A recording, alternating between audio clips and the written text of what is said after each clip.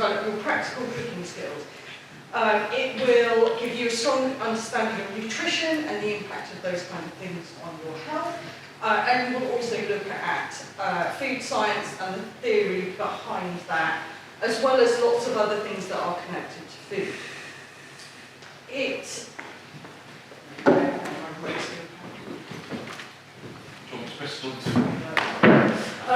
So, if you are someone who is interested in food generally, and particularly the issues surrounding food, this might be a good choice for you. If you enjoy working with food, if you like a practical challenge, but also the finding out the reasons behind it and the theory and doing some of the research behind those things as well, this could be a good choice for you.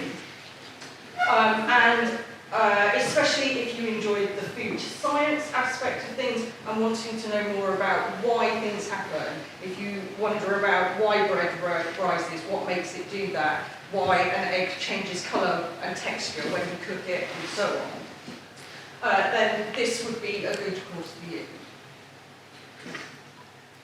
So the main topics we cover are the same topics that we've been looking at over Key Stage 3. So you've got a kind of basic understanding of those things now that we would be able to build on in your GCSE course. So the food preparation skills are what comes from doing the actual practical cooking sessions. The nutrition and health is going to be looking at nutrients and the Eat Well guide and why you should follow that guidance. The food science is the why things happen, the chemical properties of food, and what purpose things serve in different recipes and so on. We will also look at the food safety side of things, and food choice, why people choose to or not to eat certain things, as well as food provenance, which is what you guys are looking at the moment, so where your food actually comes from, which often when we dig into it is a bit of a surprise for people.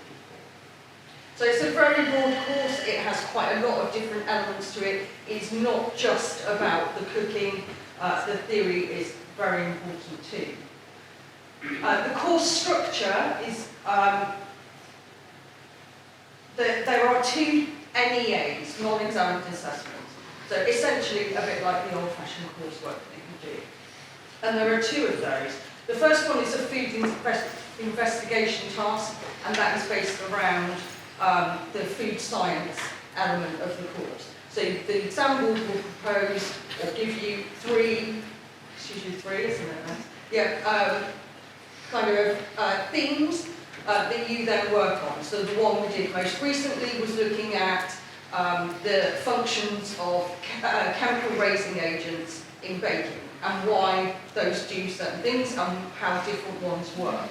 So you'd be given the title, you then go away, you do some research, you come up with some investigations, small experiments to do to test your idea, and then you present that research at the end of it.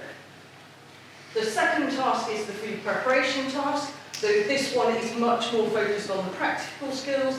You'll be given a theme. So the one that we did with Year 11s was looking at British cuisine, and then designing and researching meals that fit that theme, and cooking and presenting those. So at the end of that session, or that project, you get a 3-hour slot in which to make your 3 dishes. So it's quite challenging in terms of time and fitting all those things in.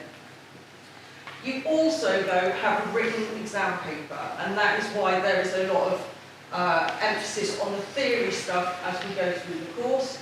The written exam paper is 1 hour and 45 minutes long. The first section is multiple choice, which is always a good thing. And the second part of that is longer answer questions, some of which require you to look at data and interpret it, some of which require you to show your knowledge of the functions of ingredients, and so on. The exam is 50% of your final grade, so it is a big chunk of it.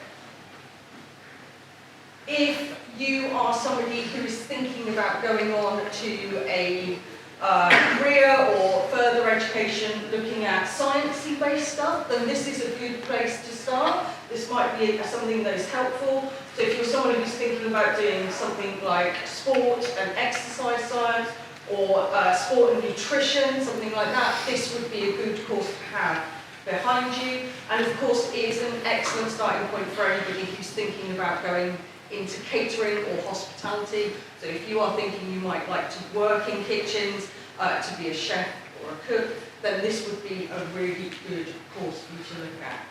It does have lots of writing and theory in it. It's not just baking cakes, so please bear that in mind when you are making your decision. But it's a really nice broad course that is suitable for lots of different people if you have the interest and you're prepared to work. Right. Thank you very much.